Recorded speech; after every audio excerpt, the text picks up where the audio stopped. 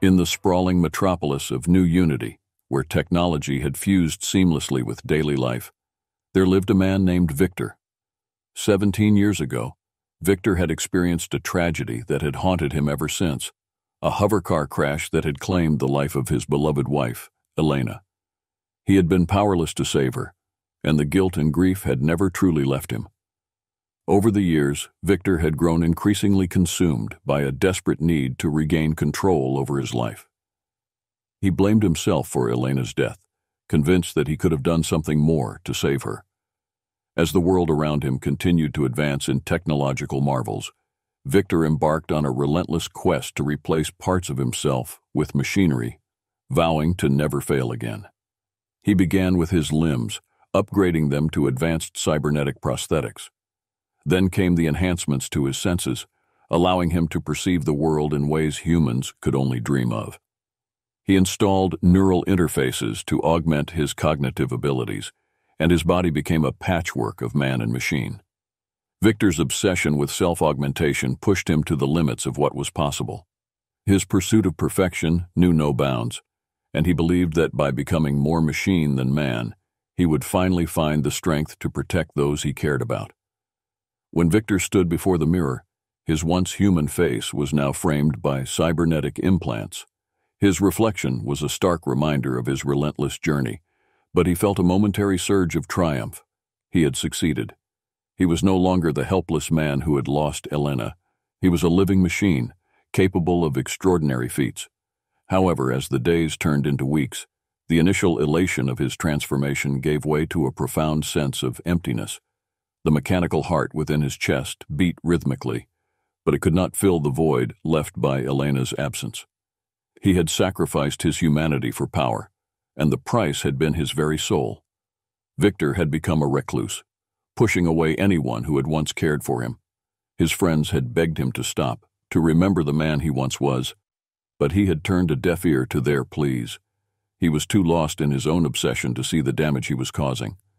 The world outside had changed too. New Unity had evolved, and humanity had adapted to a world where machines were a seamless part of everyday life. Victor's obsession with self-modification had isolated him, leaving him disconnected from the very society he had sought to protect. One day, as Victor stood alone in his cold, sterile laboratory, the realization of what he had become finally hit him.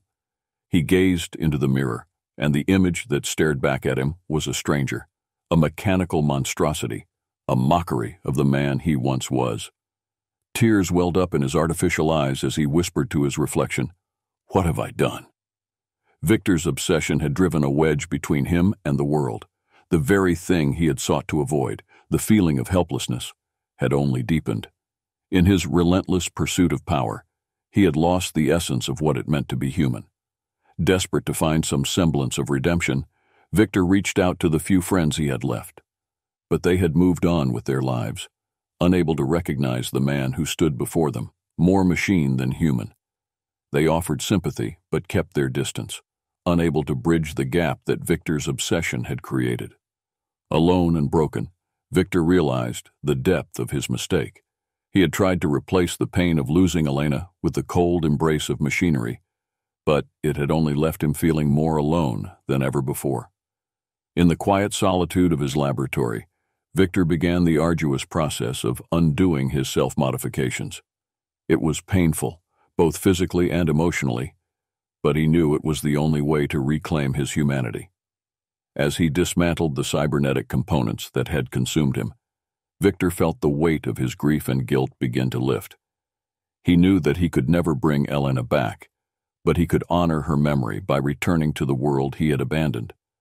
Victor's journey of self-destruction and reconstruction was a painful one, but it was a journey he had to undertake to rediscover his own humanity. He learned that true strength came not from the power of machines, but from the resilience of the human spirit, the ability to love, to grieve, and to heal. In the end, Victor emerged from the darkness of his obsession, forever changed by his experience.